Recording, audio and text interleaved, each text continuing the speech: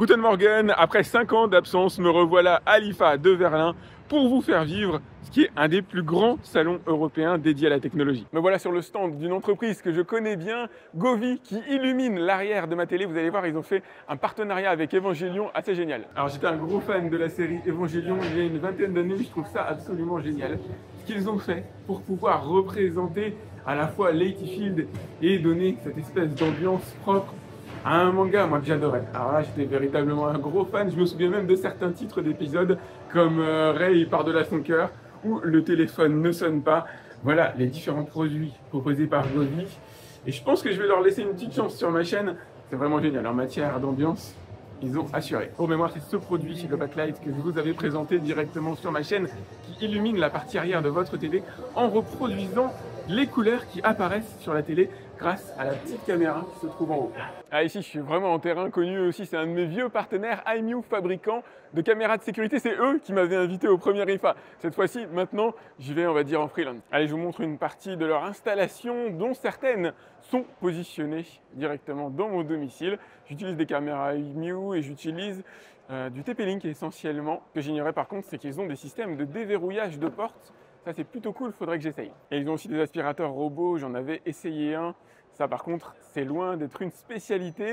Mais bon, qui sait, ils vont peut-être s'améliorer. Ils sont quand même parmi les leaders. Je crois il y a le groupe Dahua derrière IMU qui est un des leaders de la cybersécurité en Chine. Et le petit truc que j'aime bien dans leur nouvelle caméra, l'espèce d'alerte à la police que vous avez ici, une alternance de lumière rouge et bleu, si jamais une intrusion est détectée avec une grosse puissance lumineuse à ce niveau-là. Je ne sais pas si ça peut faire fuir les voleurs, mais en tout cas, ça va clairement les alerter, les intriguer.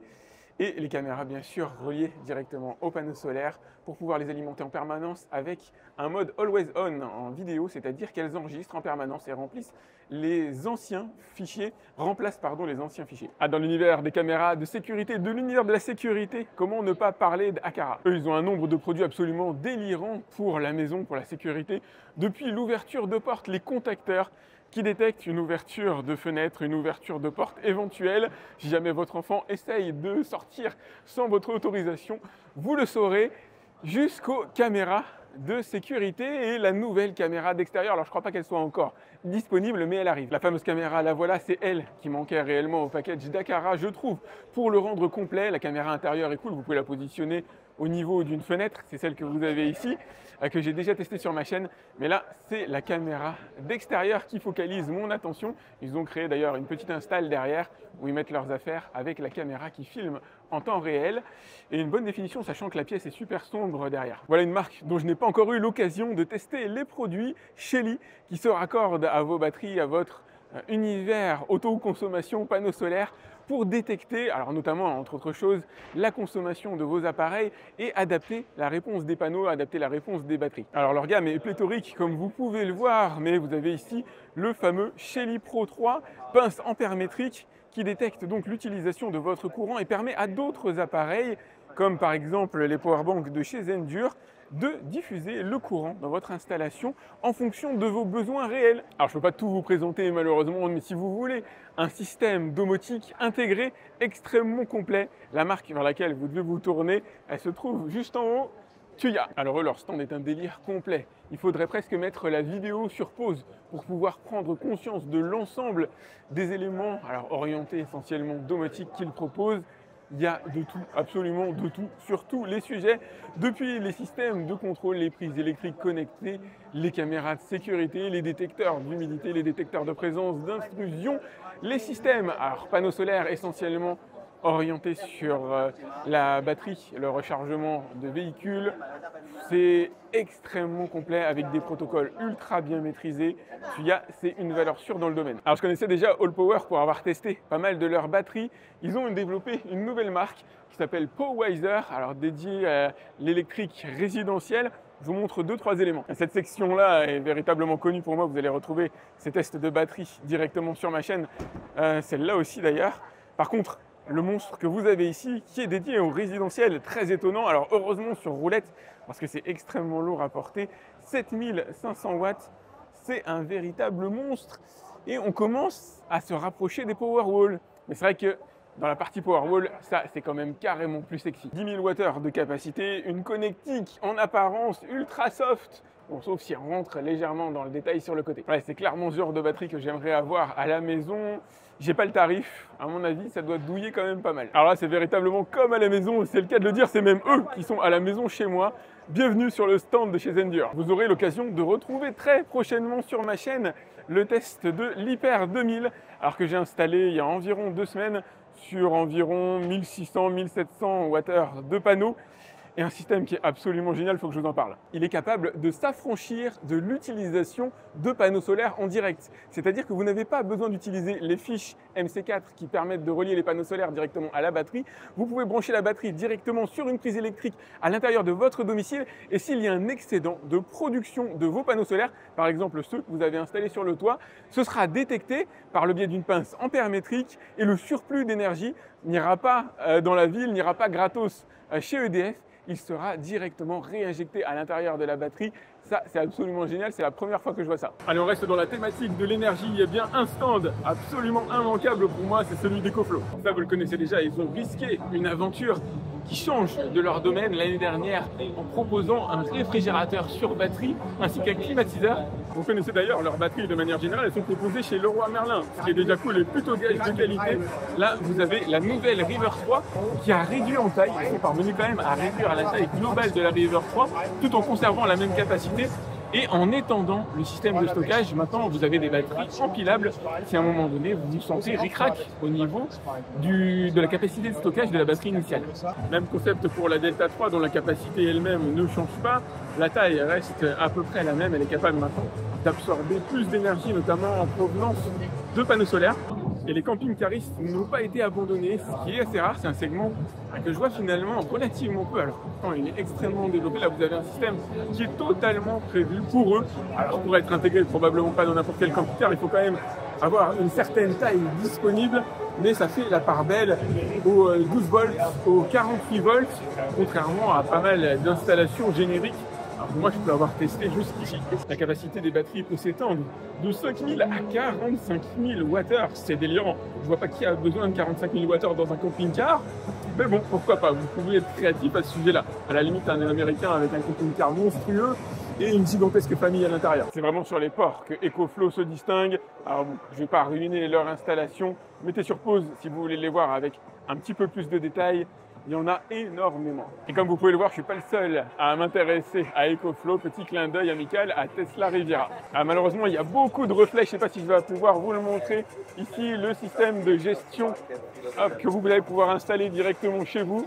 Alors, qui équivaut grosso modo à l'application. Alors, désolé, il y a beaucoup de bruit à l'intérieur du stand. Ça équivaut grosso modo à l'application que vous avez ici. C'est la meilleure application que j'ai vue jusqu'ici en matière ergonomique, en matière de design. Bon, il faudra que je vous la remonte directement sur mon smartphone, ce serait un petit peu plus facile à voir que là directement face caméra, mais ils ont assuré en matière d'esthétique, tout simplement pour la rendre aisée d'utilisation. Ils ont vraiment assuré chez EcoFlow.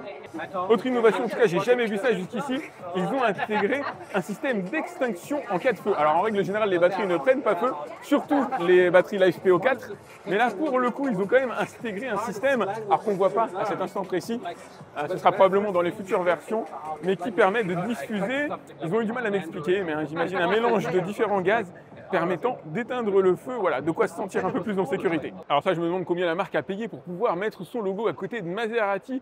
Ils font des vélos et malheureusement, il n'y a personne sur le stand pour m'aiguiller, aucune information technique pour des vélos, alors qui peut-être se glissent à l'intérieur d'un coffre de Maserati, je veux bien le croire. Mais alors, est-ce que le mec ou la nana qui possède une Maserati a envie de mettre et de sortir ce vélo-là de sa bagnole? Allez, bienvenue chez Navi, marque partenaire de Xiaomi, bien connue des abonnés sur ma chaîne avec quelques nouveautés. Vous allez voir, débarquer sur nos routes, probablement toujours limité d'une certaine manière à 25 km/h, ce qui est logique. La ST3 et la ST3 Pro pouvant atteindre 75 km d'autonomie moteur de 1350 watts en position arrière, avec des suspensions et un style qui a été revu. Alors bon, ils appellent ça style à la cyberpunk parce qu'ils ont mis des lumières qui sont éteignables, si ça se dit, directement sur le côté. Je ne sais pas si personnellement je les laisserai allumer. En tout cas, c'est clairement une trottinette qui ne laisse pas indifférente et qui fait penser quand même aux précédentes générations. Je ne sais pas s'il y a une grosse révolution derrière, Mais si je peux, je vous en ferai un test, une vidéo. Autre modèle plus conventionnel, un peu moins cher aussi, la GT3 Pro que vous avez ici, qui devrait tourner autour des 400 €. Alors, ce n'est pas le prix fixe, hein, j'ai demandé comme ça un prix à la louche, une estimation pour le marché français.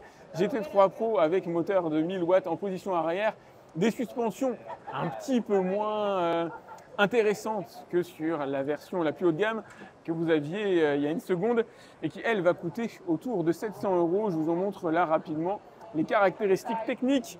Je vous laisse mettre sur pause si vous voulez les voir avec un peu plus de détails. Bienvenue sur le stand qui possède une de mes trottinettes électriques conventionnelles préférées, la Yadea Elite Prime. Je crois que j'avais intitulé ma vidéo « Naviguer sur un nuage ».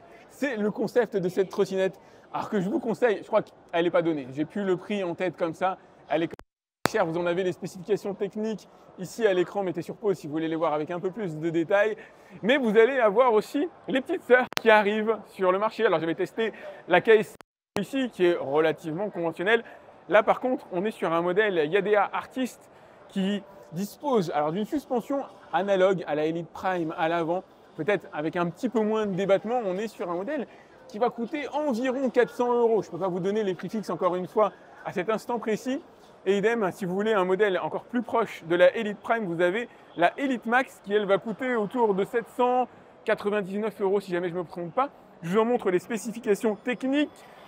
Elle ressemble comme deux gouttes d'eau à la Elite Prime. C'est vraiment un bonheur à conduire. La Elite Prime, c'est un truc de fou. Je ne savais pas qu'ils faisaient des vélos d'ailleurs chez Yadea. Vous avez ici le Trooper One. Alors sympa en matière d'esthétique, ça ressemble fortement à une moto. Pour un fat bike, on va dire que ça devient presque classique d'avoir ce genre de modèle à l'intérieur d'un catalogue. On a 20 ampères de batterie située au-dessus et malheureusement pas de possibilité de mettre une deuxième. Moi, je pensais que le petit panier en dessous était une forme de réservoir, une simulation d'une seconde batterie, mais non, malheureusement, ce ne sera pas le cas ici. Il s'agit d'un panier.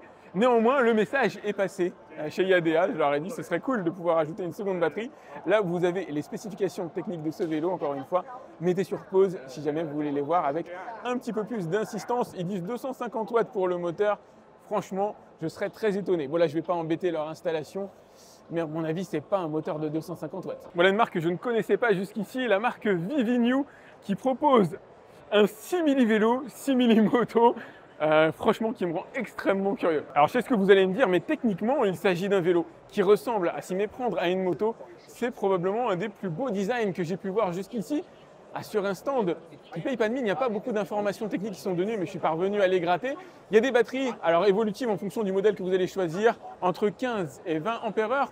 En règle générale, ça permet de faire autour d'une quarantaine à 45 km sans avoir à pédaler, à se soucier de quoi que ce soit. D'ailleurs, vous aurez remarqué que derrière ce design très moto, il y a des pédales. Donc oui, ça fait un petit peu étrange. Moteur Bafang, pareil, vous avez possibilité de choisir entre du 500, du 750 watts et du 1000 watts.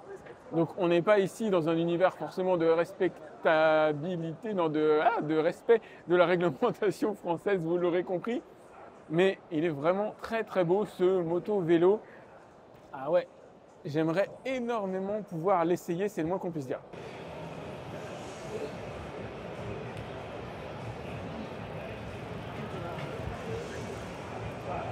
Alors ça, dans l'univers électrique, je m'y attendais pas du tout. MSI s'est lancé dans le système de rechargement véhicule, pas encore disponible en France malheureusement. Pour l'instant, c'est essentiellement disponible à Taïwan et dans les environs, mais n'est pas impossible de les retrouver sur notre marché bientôt. Alors, je ne peux pas tout vous montrer encore une fois, je vous montre rapidement les spécifications techniques avec les produits. Comme d'habitude, n'hésitez pas à mettre sur pause si jamais vous voulez avoir un petit peu plus d'informations. Là, on est sur le domicile, là, on commence à être dans du plus lourd. Et voilà comment le monde marche. J'étais chez Yadea il y a un instant et ils ont une sous-marque ou une marque blanche ici qui vend exactement les mêmes trottinettes électriques mais sous un autre nom.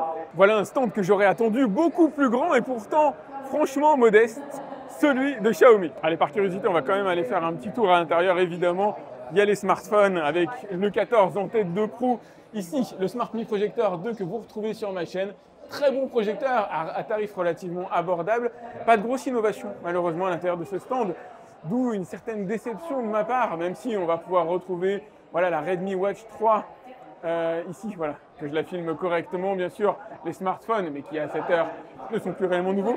Le balai laveur de sol, je ne savais même pas qu'ils le faisaient, en tout cas qu'ils en avaient en commercialisation. Ça pourrait éventuellement valoir le coup de les tester, s'il n'est pas cher, parce qu'aujourd'hui le marché est quand même dominé par des acteurs qui sont excellents dans ce domaine-là, et à vue de nez, le Xiaomi n'est pas à ce niveau. Ça, je le reconnais, je les utilise les deux chez moi, le ventilateur ici et le purificateur d'air. Apparemment, il y a le air fryer qui est une nouveauté. Il me semble pourtant l'avoir déjà vu il y a un petit moment, mais on va dire que je suis en terrain très connu, trop connu. Malheureusement, j'aurais aimé un petit peu plus de news. Alors désolé pour le bruit, me voilà sur un stand d'une des marques que j'adore dans l'univers des trottinettes électriques New. Alors il y en a un paquet que vous connaissez déjà, la KQi 3 Pro, la KQi R. Vous retrouvez ces modèles en test directement sur ma chaîne. Je suis désolé, il y a le mec qui gueule là-bas à côté. Et pour le coup, il y a énormément de bruit. Et là, vous avez leur nouveau modèle entrée de gamme, les KQi 100 trottinettes à guidon repliable, alors qui restent dans des tarifs relativement raisonnables ici. On est autour de 300 €, peut-être 399 pour le modèle à guidon repliable.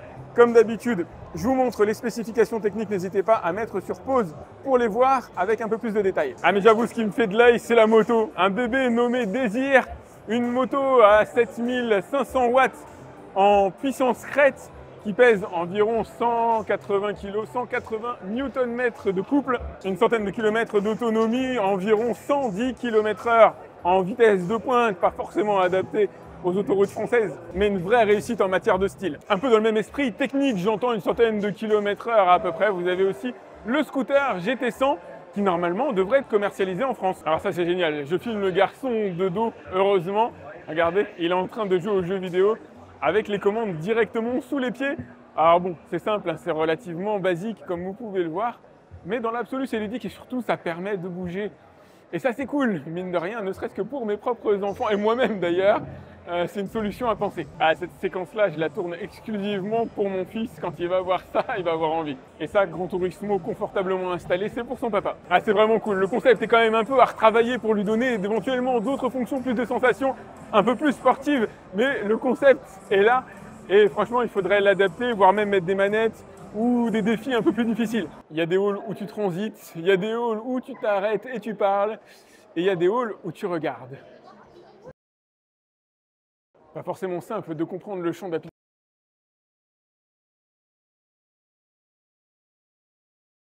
Alors c'est pas une première, on a déjà vu les télés transparentes, mais par contre on la voit pas au quotidien. Et c'est absolument génial, regardez l'effet.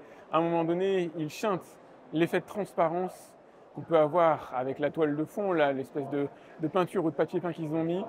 Ils s'amusent à opacifier l'image et vous allez voir, c'est assez bluffant. Regardez. Là, c'est la transparence par derrière. Et là, la télé est devenue intégralement opaque.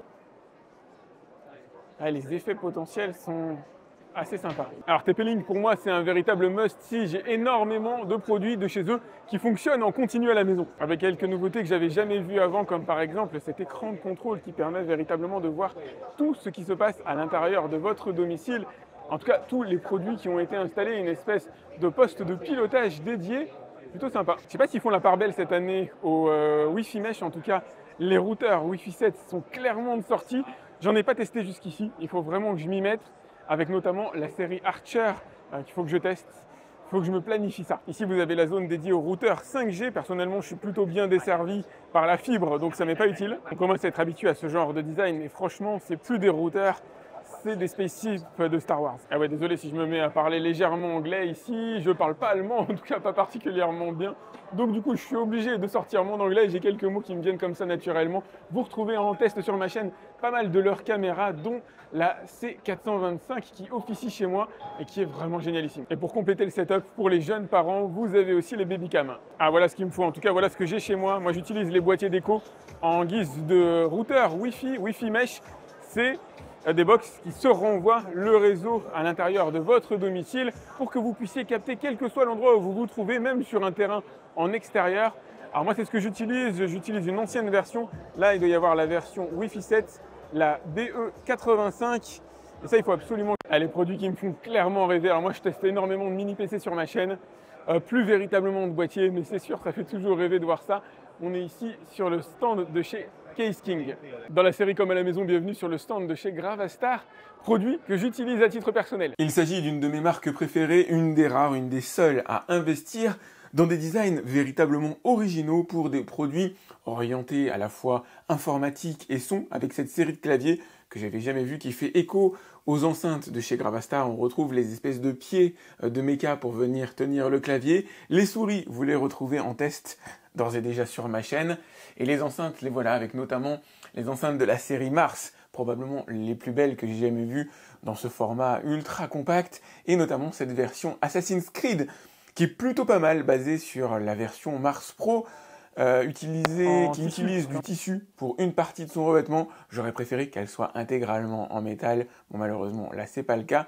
Vous allez retrouver d'autres produits, notamment des systèmes de recharge USB, des écouteurs, mais c'est véritablement les enceintes, moi, que j'ai en affection particulière. La série Mars Pro étant partiellement réalisée à la main. Les petits coups de métal, les aspérités que vous avez sur l'enceinte Mars Pro jaune ici, ont été réalisés à la main. Bienvenue sur le stand de chez MSI avec la Clo 8AI, la nouvelle génération équipée du nouveau processeur Intel, le 258V. Elle va faire clairement mal à la concurrence en matière de performance, ça c'est certain. Alors si la Clo est pris d'assaut, moi ce qui va me faire briller les yeux, en plus des ordinateurs dédiés au gaming, c'est ça, la nouvelle génération de processeurs Intel Core Ultra 7. Je pourrais en parler pendant un petit moment, qui est présent dans les nouvelles générations de portables ou ultra portables de chez MSI. Regardez, avec cet écran qui se retourne, je ne vais pas dire à 180 degrés, mais qui le transforme d'une certaine manière en mode tablette. Je ne sais pas si vous avez eu l'occasion de regarder la conférence de Intel donnée sur leur nouveau processeur et notamment leur puissance relative par rapport à AMD.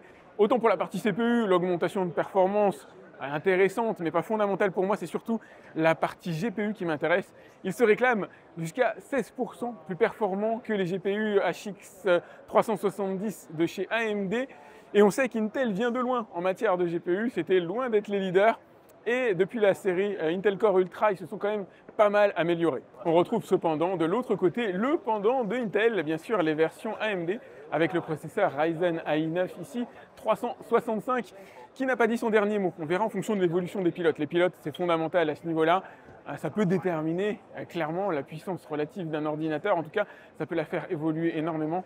Là, vous avez toutes les next-gen. Alors, la génération Prestige de chez MSI, je vais aller voir s'ils ont du gaming. Et ça, c'est pour les ultra geeks. Un petit clin d'œil, la Mag X870. C'est plus une carte mère, c'est un dissipateur thermique sur pattes que je rêverais d'avoir, peut-être le remplacement de mon prochain ordinateur qui est aussi un MSI de la série Raider. Là, on est sur du Stealth. Je vous montre les caractéristiques techniques, il y a de quoi faire rêver. Le fameux HX 370 dont je vous parlais à un instant, qui en iGPU est un petit peu moins bien, a priori, d'après les calculs de Intel, je précise, d'environ 16% par rapport à ce que fait Intel sur sa nouvelle série Core 7, avec une petite RTX 470 à l'intérieur. Moi, j'ai une 3070 qui fait encore le job. J'irai peut-être sur la prochaine génération. Personnellement, je suis plus en 17 pouces. Mais j'avoue que, à choisir pour l'instant, c'est cet ordinateur-là que je prendrais. Est-ce que c'est normal d'avoir le cœur qui bat comme si je venais de rencontrer ma femme pour la première fois? C'est le genre de pièce que j'aimerais bien avoir, qui est un brin hors de prix malheureusement. Allez, dans la série Bienvenue à la maison, Geekom, derrière, vous avez dû voir énormément de vidéos de leur mini PC. Allez, je commence par un mini PC que je vais avoir en test là très prochainement sur ma chaîne. Le GT1 Mega, dont vous avez les spécifications techniques à cet endroit-là. Comme d'habitude, mettez sur pause pour les voir avec un petit peu plus de détails.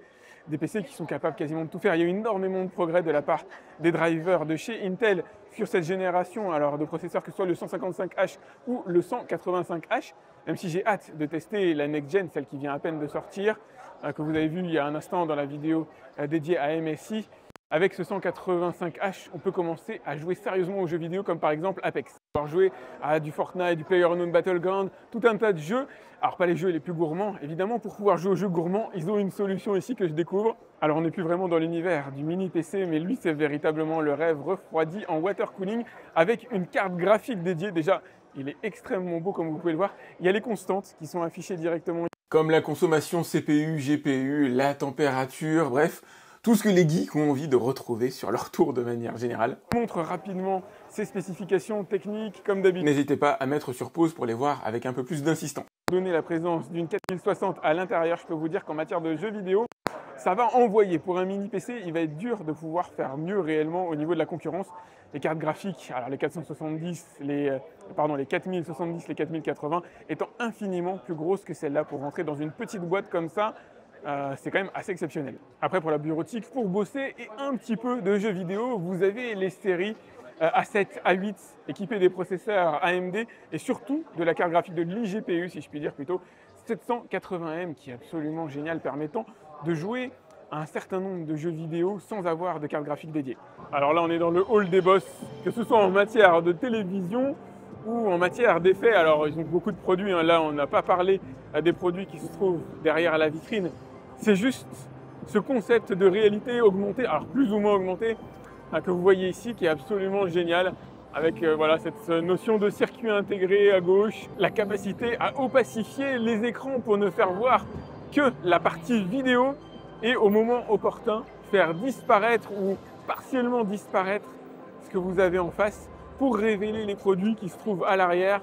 Franchement, technologiquement, c'est quand même une sacrée claque. Vous allez voir chez LG, ils incluent maintenant l'intelligence artificielle à l'intérieur des lave-linges. Et c'est assez dingue qu'ils ont fait une collaboration déjà entre la lave-linge et le qui savent en fonction de votre agenda, de votre planning, ce que vous allez mettre à l'intérieur. Si le mercredi vous aviez prévu de faire du sport, alors la machine se programmera automatiquement pour le lavage de vêtements de sport. Et on verra l'information au sèche-linge situé juste à côté, comme quoi il y a des vêtements avec un petit peu plus de matière qui nécessite un séchage prolongé. Et voilà la merveille ultime à l'époque où je travaillais en costume. C'est totalement dingue. Regardez à l'intérieur, vous avez une machine qui repasse, alors après avoir séché, après avoir lavé, elle repasse directement votre chemise, vos chemises, vos pantalons de costume. Et c'est pas tout. Malheureusement, il n'y a pas de démo, mais elle est en mesure d'effectuer le pli que vous avez sur les... Malheureusement, il n'y a pas de démonstration. Je ne sais pas exactement comment la machine fonctionne pour arriver à réaliser le pli du pantalon à pince qui sera vraisemblablement aspiré à l'intérieur de la porte. J'aurais bien aimé voir ça. Et dans le petit compartiment juste en bas, vous avez de quoi peaufiner le repassage avec un petit spray si j'arrive à ouvrir le tiroir. À l'intérieur, vous avez un système vapeur manuel qui vous permettra d'améliorer le repassage si jamais la machine en elle-même n'avait pas fait un perfect. Alors dans la série des trucs cool, et celui-là va clairement plaire à ma femme qui cherche un programme d'entraînement en ce moment, la possibilité d'être filmé et analysé en fonction des mouvements que vous allez réaliser. La caméra située en haut de la télé vous filme. Alors là, vous me voyez directement à l'écran ici. Je suis censé reproduire les mouvements de la fille. Si je les fais bien, j'ai un score à la fin, normalement, qui devrait être bon. Pas sûr, en réel, on ne voit pas les hélices tourner. On a une image en forme d'hologramme d'une certaine manière, qui est vraiment très cool. Désolé, malheureusement, à cause du taux de rafraîchissement de ma caméra. Vous voyez les hélices, mais pour moi, c'est, alors je ne vais pas dire parfaitement net, mais c'est quand même assez bluffant.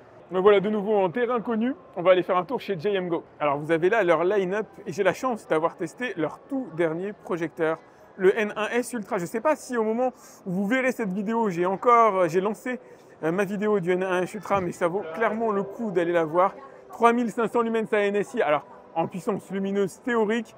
Je dirais pas que c'est un projecteur qui transforme la nuit en jour, mais c'est quand même assez exceptionnel. Lorsqu'on met la puissance lumineuse au max, on peut voir les couleurs se révéler, c'est impressionnant. Alors voilà un stand que je connais assez peu, mais un petit peu quand même, les projecteurs de chez Yaber. Et notamment leur tout nouveau bébé, le K3 Pro, alors qui n'est pas nécessairement livré avec un caisson de basse, mais qui dispose d'un caisson de basse dédié, et ça change la donne. C'est une projection classique. Ah là, vous n'entendez rien à mon avis.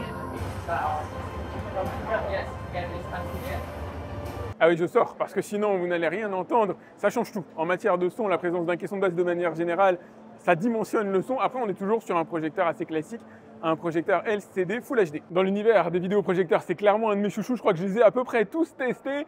Il faut filmer très haut. Ils ont mis leur nom véritablement en haut du stand, XGIMI. Regardez, c'est super intéressant ce qu'ils ont fait. Vous vous demandez si ça vaut le coup d'investir dans un écran qui rejette la lumière, un écran ALR. Et vous avez les deux images côte à côte. Ça n'a absolument rien à voir. Si vous avez un bon écran ALR, les couleurs seront révélées. Vous avez une image à droite qui est passée lorsqu'elle est projetée sur un mur peint. Parce que là, c'est l'idée. Alors, vous avez l'encadrement qui est en gris foncé, mais la partie centrale est en gris clair. Et on n'a pas du tout la même image, on n'a pas du tout la même restitution. Ça vaut véritablement le coup d'investir dans un écran Ambient Light Rejecting. Alors je vous disais que j'avais testé quasiment tous les projecteurs de chez XGIMI, mais il y en a un que je n'ai pas testé encore, c'est le Aura 2 que vous avez ici. Regardez ça, c'est génial, ils ont réalisé des petites scénettes pour permettre de présenter le Mogo 3 Pro qui sert d'enceinte dans cette interface-là et qui sert ici à l'intérieur du Minimad sur un petit écran de projection dédié. Alors les Mogo, vous les retrouvez en test sur ma chaîne, mais pas celui-là. C'est la nouvelle génération avec une puce DMD 0.23 à l'intérieur de chez Texas Instruments. Voilà, il y a la petite scénette chambre d'enfant. Nous, on a arrêté de mettre le projecteur directement dans la chambre des enfants, parce qu'après, ça devient un petit peu abusé. Alors ça, ce qui est fantastique, c'est pas tant de pouvoir mettre le projecteur à l'intérieur d'une salle de bain, même si, dans l'absolu, c'est intéressant. Ça m'arrive quand même de regarder mon ordinateur. Ce qui est drôle, finalement, c'est l'image qu'ils ont utilisée. C'est la scénographie autour de l'écran qui donne l'impression d'avoir un hublot. J'espère que vous le voyez bien face à l'écran. C'est assez sympa en fait, c'est une très bonne idée. Voilà, ça c'est plus ma vie normale, la chambre avec le projecteur là-haut. En ce qui me concerne, j'utilise la version XGIMI Horizon Pro. Et regardez, celui-là vous le retrouvez en test sur ma chaîne, alors peut-être pas dans cette version, mais regardez ce que ça donne en matière de qualité d'image. C'est quand même un truc de fou. Lorsque c'est bien fait, bien présenté sur un écran adapté, c'est tout simplement magnifique. Et encore, vous avez une colorimétrie sûrement différente de celle que moi je vois. C'est vraiment très très beau. Ouais, il s'agit du Horizon S Max. Celui-là, je ne l'ai pas essayé. Et puis là, c'est à la mode. Alors là, ça s'appelle la version Flip du Elfin que vous retrouvez en test sur ma chaîne. La version Flip signifie tout simplement que le projecteur est maintenant orientable différemment à l'aide du cadre. C'est devenu grosso modo la norme sur la plupart des projecteurs. J'ai réussi à faire accepter à ma femme un projecteur de 120 pouces. Donc en théorie, je dois pouvoir maintenant lui faire accepter une télé de 115 pouces. C'est vrai que c'est pas pareil quand même. La télévision garde un avantage monstrueux sur le vidéoprojecteur en matière de contraste, en matière de luminosité, enfin en matière de beaucoup de choses en fait. C'est quand même deux univers très différents. Avec la télévision, vous pouvez l'utiliser en plein jour. Là où j'avoue que le projecteur, même en investissant dans du très haut de gamme, reste malgré tout limité, cantonné à des univers de pénombre. C'est incroyable ce qu'ils font aujourd'hui en matière de mini LED. J'espère que vous parvenez à voir les images correctement. La luminosité de la télévision, ça ressort. Bon, alors les images sont faites pour, hein. Il y a des contrastes qui sont extrêmement marqués dans ce genre de vidéo. C'est fait exprès, ça magnifie clairement l'image. C'est sublime. Celle-là, je l'avais clairement pas vu venir. Une télé incurvée, 105 pouces, 5K, rien que ça. Alors on n'est pas sur de la 8K, hein. Ils auraient pu pousser le vis étant donné la diagonale. Ils auraient pu pousser le vis plus loin. On est sur une diagonale de 105 pouces comme c'est écrit en haut. Je ne sais pas si ça apporte grand-chose en matière de gaming d'avoir une télé incurvée.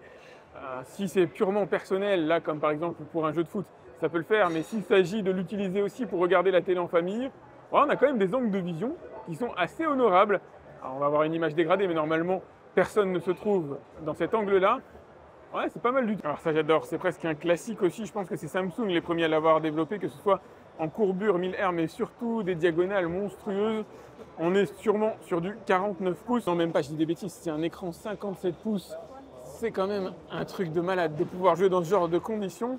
C'est dingue. Ah voilà, si tu as quelques euros en poche et surtout beaucoup d'espace à l'intérieur de ton domicile, tu peux t'amuser à avoir ce genre de système de jeu qui compte les points en live directement sur la télévision là-bas. Encore très peu connu en France, deux marques avec lesquelles j'ai eu l'occasion de travailler. Changhong, vous avez leur nom écrit ici, qui détient la marque QQ, un petit peu plus connue. Et une chose est claire, quand on participe à ce genre de salon, c'est que la diagonale des écrans ne va faire qu'augmenter. Ici, vous êtes sur du mini LED, produit phare de chez QQ. J'espère qu'il sortira en France. Je ne suis pas certain que pour l'instant ce soit prévu. Télé de 115 pouces, relativement fine. Comme vous allez voir, je vais vous montrer ce que ça donne sur le côté. C'est clair qu'au mur, ça prend pas énormément de place, quoique bon, on a les poignées derrière, je ne sais pas si elles se détachent. Dans un univers presque plus raisonnable, vous avez la télé de 100 pouces ici, avec plus de 20 000 zones mini LED pour afficher des contrastes les plus marqués possibles, ou en tout cas des zones lumineuses et des zones à fort contraste. En matière d'épaisseur, c'est remarquable. Et on peut voir que globalement, l'accent est mis sur l'intégration de la télé au niveau de votre intérieur, avec voilà, des effets stylistiques sur le côté que vous allez pouvoir modifier, moduler en fonction de votre besoin, en fonction de votre décoration. Pour des télés dites wallpaper thin, fines comme du papier, alors peut-être pas exactement puisqu'on est sur du 18 mm d'épaisseur, moins de 2 cm, bon, c'est quand même pas mal. C'est vraiment une marque à potentiel qu'il faut garder dans le viseur. Ils œuvrent dans pas mal de domaines technologiques. Alors là, Vous les avez vus dans le domaine des écrans télé, des écrans d'ordinateur. À titre perso, jusqu'ici, je les connais essentiellement dans l'univers des écrans entrée de gamme.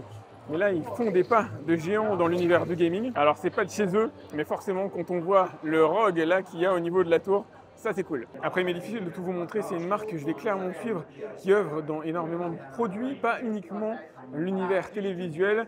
Comme vous pouvez le voir là-bas, il y a de la machine à laver, c'est des marques qui sont finalement assez peu connues en France et qui gagnent à être connues. Ah, ils ont clairement le sens de l'accueil chez Hisense, t'arrives sur des gigantesques télé micro-LED, il y a que, alors il n'y a peut-être pas que le micro-LED qui permet d'avoir des formats pareils, mais bon, l'OLED malheureusement, a priori, c'est pas particulièrement fait pour ça.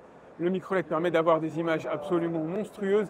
Je sais pas c'est combien en dimension, mais à mon avis, là, on doit se rapprocher, à vue de nez, je dirais, du 150 pouces facile. Et ben voilà, vous l'avez vu il y a une seconde, on était sûr du 20 000 zones fièrement revendiquées par TQ, et chez Hisense, on est sûr du 40 000 zones. Ah ouais, ça c'est le truc à pas rater pour les fans de vidéoprojecteurs. Alors, je dis pas que la 8K c'est fondamental, regardez, on est sur la première télé, enfin le premier projecteur UST 8K au monde a priori. Regardez-moi la bestiole absolument monstrueuse, je ne sais pas encore ce qu'il y a à l'intérieur, mais l'image, waouh! On se prend une claque. Je précise toutefois que la colorimétrie filmée par le téléphone n'a absolument rien à voir avec ce que moi je vois directement avec mes yeux. J'aurais dû amener mon appareil professionnel pour avoir une image, on va dire, plus proche de la réalité. Le Hisense C1 qui est reconnu peut-être comme étant le meilleur projecteur à longue focale a maintenant un successeur. Je ne sais pas ce qu'ils vont lui apporter de plus. Je n'ai pas détaillé réellement la fiche technique que je vous montre ici. Probablement un peu plus de luminosité par rapport à la précédente génération qui était assez proche de la perfection. Et bien voilà, vous avez l'occasion de découvrir en avant-première la toute nouvelle génération qui remplacera ou pas d'ailleurs le C1. Alors ça par contre je me demande bien comment ils sont parvenus à le faire.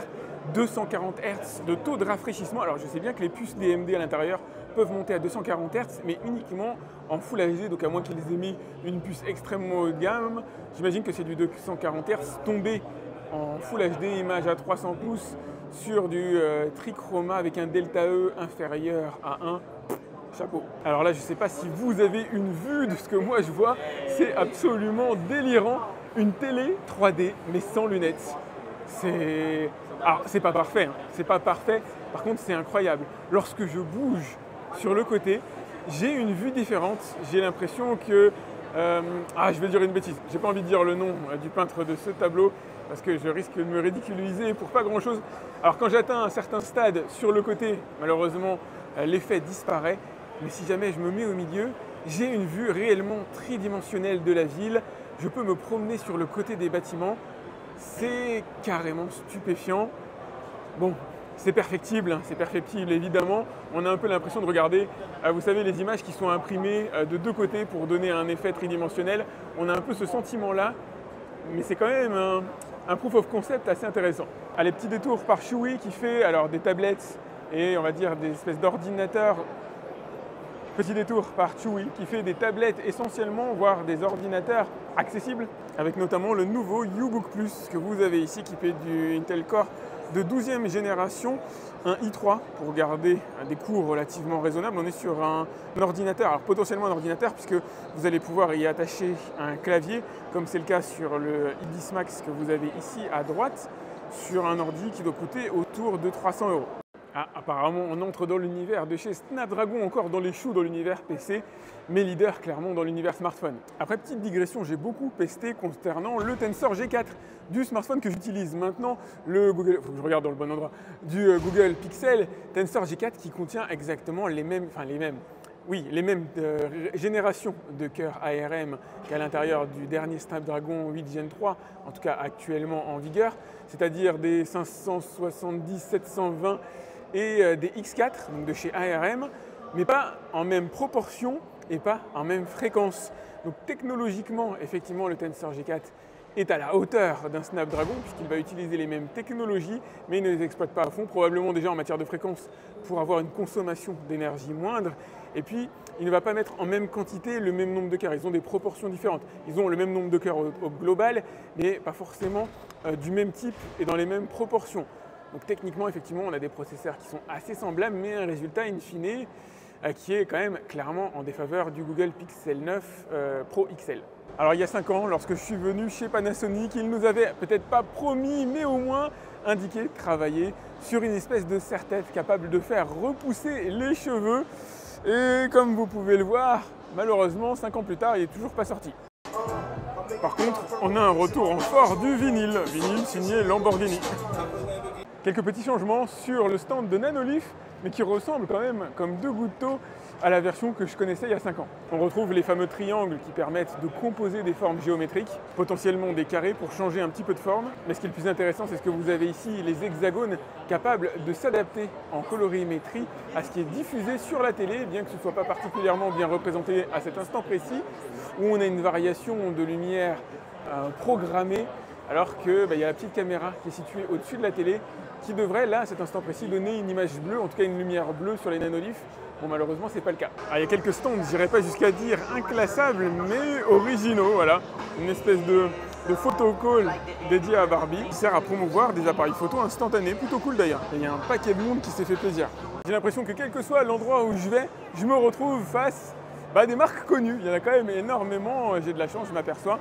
Là, on va aller faire un tour chez Anker. Alors celui-là, vous le connaissez déjà si vous êtes abonné à ma chaîne. Je l'ai testé il y a quelques jours, le Anker Solix SolarBank 2 Pro, avec notamment sa prise électrique ici sur le côté, qui permet d'alimenter des appareils même lorsque le courant est coupé. Sachez par contre que bien sûr, lorsque le courant est coupé à l'intérieur de votre ville, le courant est coupé aussi au niveau du Solix, tout simplement pour protéger les agents ou vous-même qui pourriez opérer sur le réseau électrique. Couplé directement au smart meter que vous allez mettre sur votre tableau électrique, et il sera en mesure de calculer votre dépense énergétique pour demander à la batterie de fournir le courant en conséquence. Ça, on l'a déjà vu chez EcoFlow, mais visiblement chez Anker, ils l'ont développé aussi un réfrigérateur fonctionnant sur batterie. Celui-là, je ne le connais pas, mais il est très intéressant de par sa physionomie, ça ressemble à un Powerwall. Et c'est vrai qu'esthétiquement, c'est quand même nettement plus sympa que d'avoir des grosses batteries à entreposer et surtout de trouver le lieu d'entreposage.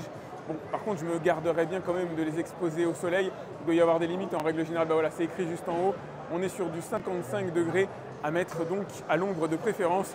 Ici, comme d'hab, vous avez les caractéristiques techniques. Mettez la vidéo sur pause pour les voir avec un petit peu plus de patience. Alors ça, c'est inattendu en tout cas pour moi. Reebok, pour moi, c'est une marque qui me rappelle plus mon passé que mon présent. Et on les retrouve maintenant gravés sur des vélos et des trottinettes électriques. C'est assez incroyable. Alors, je ne sais pas si c'est réellement une spécialité chez eux ou s'ils ont établi un partenariat avec un fabricant de trottinettes électriques pour tout simplement apposer leur logo. En tout cas, visiblement, ils se sont lancés assez sérieusement dans la course avec quelques vélos assez séduisants, notamment celui que vous avez ici. J'ai clairement apprécié de retourner ici. C'est vraiment un salon déjà dans lequel on se sent bien. Si vous avez l'occasion d'y venir, faites-le, ça vaut le coup. Énormément de choses à découvrir. J'avoue que j'aurais aimé avoir la killer application, aimé faire un tour aussi dans l'univers des smartphones, mais franchement, il faut plus d'une journée pour faire ce salon. Enfin, il faut beaucoup plus d'une journée pour faire ce salon. Mais ne serait-ce que pour faire tout ce qui m'intéresse, je pense qu'il aurait fallu facilement 2-3 jours. Donc voilà, moi j'ai pu y consacrer qu'une journée, c'est déjà pas mal. J'espère vous avoir retranscrit la majeure partie des univers que vous retrouvez sur ma chaîne Avis Express.